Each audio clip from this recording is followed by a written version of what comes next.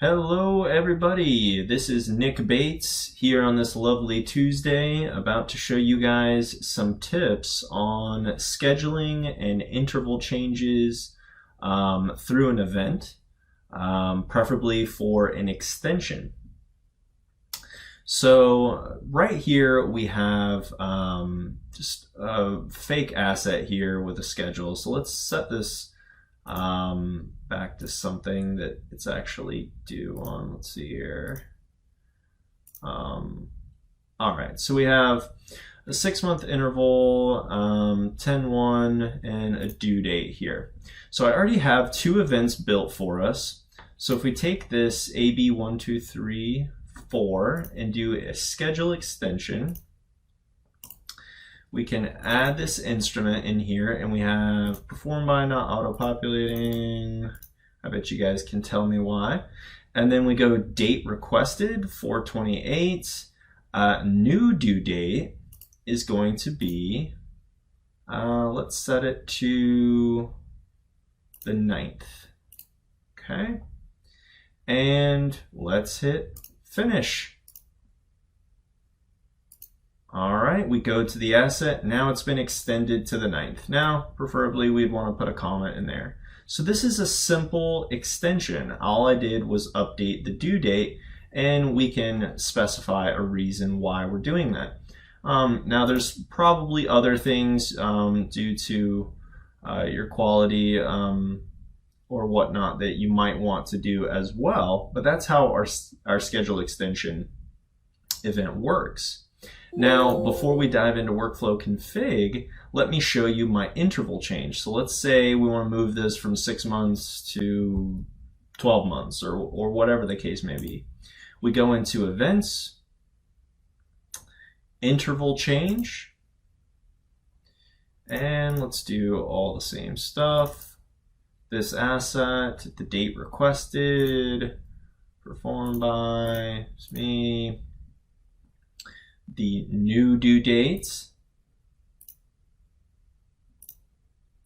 whatever that might be, and then let's alter that frequency and interval. So for interval, it has to be spelled out plural, so months, years, days, and you can create a drop-down list for that.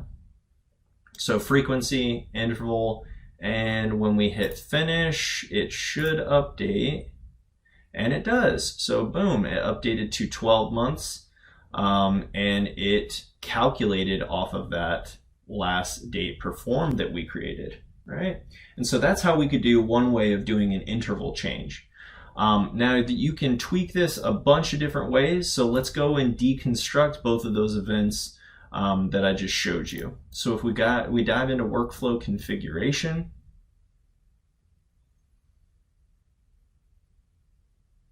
first things first, let's take a look at schedule extension. We're going to go on down to step 2 first, actually. And so we have employee performed by, date requested, and then we have expected return is that new date value. Okay. And so if I now go down to step 7, so 2 and 7 are what we're using here, and expand this out, this one is simple, guys. It's set due date to expected return date. So that's all I'm doing here. So if we go back to field settings, set due date to expected return date. So that's why we're using that expected return and just calling it new due date. So that one was pretty easy. Now, if we go into our interval change, we open that one up. This one is a little bit different. So we have the date requested, and then the new due date being expected return, and then user defined 1 and 2 are those frequency and intervals. So if I go into step 7 now and look at what I selected, I said set frequency interval from user 1 and user 2, but there's more. Calculate the schedule from expected return date. So we can state that the last calibration date was the return date, and then that is what populates the due date from that frequency interval. Now you guys can play around with all sorts of settings, reach out to us with any kind of questions.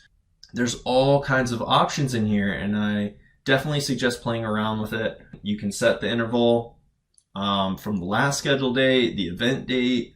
I happen to do it from the expected return date because I just like that best. But again, feel free to play around with these options.